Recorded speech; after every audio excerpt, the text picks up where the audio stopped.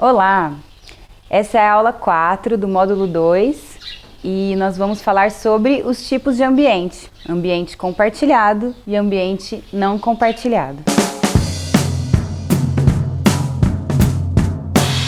No início do estudo da genética do comportamento, usava-se somente a medida ambiente. Existia uma medida para a influência genética e uma medida para a influência ambiental. Mesmo sabendo sobre a riqueza dos ambientes, a diversidade dos ambientes, usava-se somente uma medida para isso. Na verdade, era uma maneira de generalizar todos esses ambientes em uma só medida. Hoje, existe a divisão da influência ambiental em duas medidas diferentes: a influência ambiental compartilhada e a influência ambiental não compartilhada. Uma das grandes descobertas da genética do comportamento humano é justamente a importância do ambiente não compartilhado. Mas vamos diferenciar. Ambiente compartilhado é aquele que os indivíduos compartilham. É o mesmo ambiente que os indivíduos podem participar. Por exemplo, irmãos que participam de um mesmo ambiente doméstico, com o mesmo estilo de criação dos pais, com a mesma alimentação oferecida para eles. Esse é um ambiente compartilhado. Os alunos que vão estar na mesma sala de aula, com os mesmos professores. O ambiente compartilhado, ele tende a ser generalista. O que significa isso? Esses fatores em que os indivíduos participam comumente, eles colaboram para a semelhança entre esses indivíduos. O ambiente não compartilhado é aquele específico para cada pessoa. São influências ambientais, são influências não herdadas dos pais que contribuem para as diferenças entre os indivíduos. O ambiente não compartilhado, ele pode ser desde um evento que ocorra especificamente ou exclusivamente com o indivíduo, até a maneira com que o indivíduo lida com uma situação.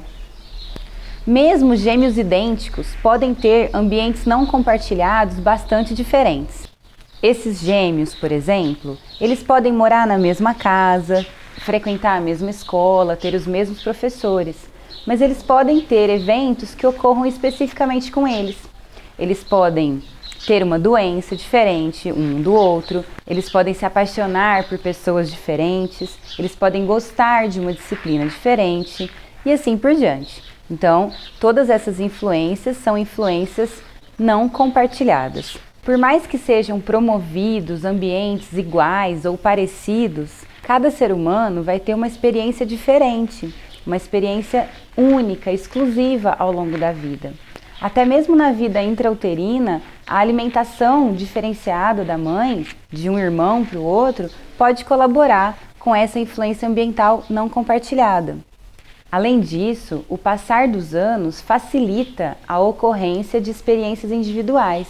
Afinal, as pessoas vão escolhendo muito mais os seus ambientes conforme vai passando os anos. Ao contrário do ambiente compartilhado, o ambiente não compartilhado tem função especialista ou tem influência especialista. Experiências particulares podem promover ou bloquear determinado traço, contribuindo assim com as diferenças individuais. Podemos pensar como exemplo as disciplinas escolares. Se o indivíduo tem um professor que o cativa muito e que o incentiva muito a continuar naquela disciplina, ele pode desenvolver muito mais esse traço por meio dessa influência ambiental não compartilhada. Ao contrário, se eu tenho um trauma que ocorre ali na escola e não quer mais continuar a estudar e a se empenhar naquela disciplina, eu posso ter um bloqueio nessa habilidade que poderia ser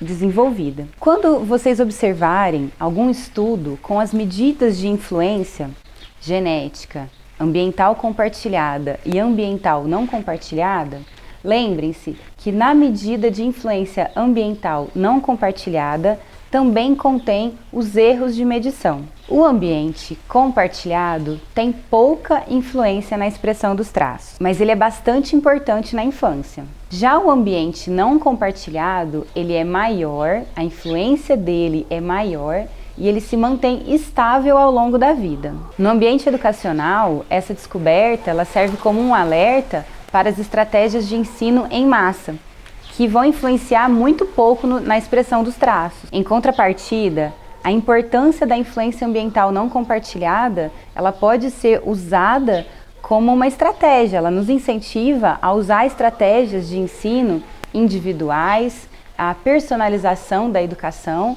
e a considerar realmente as diferenças de cada aluno, de cada pessoa, para promover então a extração do potencial de cada pessoa. Espero que tenham gostado dessa aula e até mais!